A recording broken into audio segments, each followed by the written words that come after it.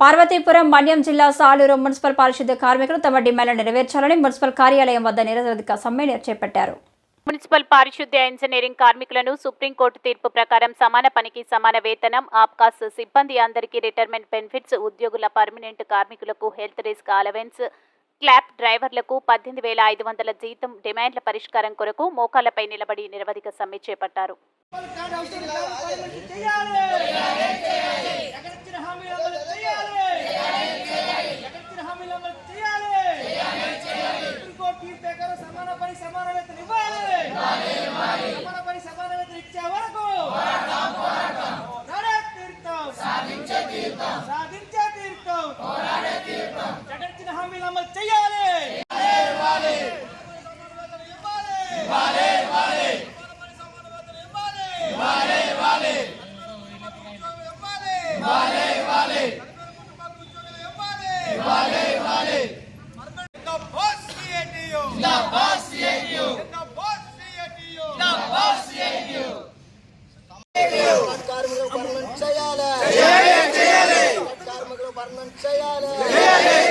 పార్వతీపురం మన్యం జిల్లా కార్యదర్శి, AP municipal workers and employees union.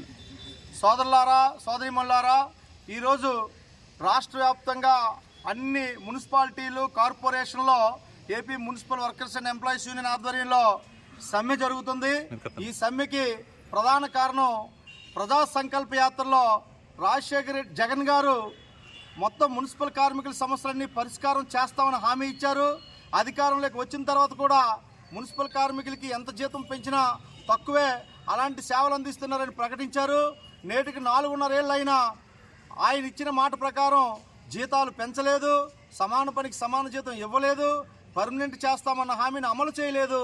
అందువల్లే ఈరోజు 3 నెలలుగా ఎదురు చూసి నేటి నుండి రాష్ట్ర వ్యాప్తంగా జరుగుతున్న సమ్మెలో భాగంగానే పార్వతీపురం మన్యం జిల్లా సాలూరు పురపాలక సంఘంలో కూడా మా కార్మికులందరూ కూడా సమ్మెలోకి పాల్గొనడం జరిగింది. ప్రభుత్వ నిర్లక్ష్యం, అధికారుల తాలూకు నిర్లక్ష్యం, పాలకవర్గం నిర్లక్ష్యం మూలంగా ఈ సమ్మె చేపడుతున్నాం. ప్రభుత్వం ఎప్పటికైనా కార్మికులకు ఇచ్చిన హామీలన్నింటినీ పరిష్కారం చేయాలి. లేకపోతే 29 నుంచి ఇంజనీరింగ్ కార్మికులు కూడా సమ్మెలోకి వస్తున్నారు. అటు వాటర్ వర్క్స్, ఇటు ఇంజనీరింగ్ కార్మికులు ఉంటే పట్టణాలు అంధకారంలోకి నెట్టే పరిస్థితి ఉంటుంది. ప్రజల అవసరాలు, వాళ్ళ సంక్షేమాన్ని గుర్తెరిగినటువంటి ప్రభుత్వమే అయితే న్యాయబద్ధంగా ప్రజల పక్షాన సేవలు అందిస్తున్న మున్సిపల్ కార్మికుల సమస్యలన్నీ పరిష్కారం చేయాలని ప్రభుత్వం చిత్తశుద్ధి నిరూపించుకోవాలని ఏపీ మున్సిపల్ వర్కర్స్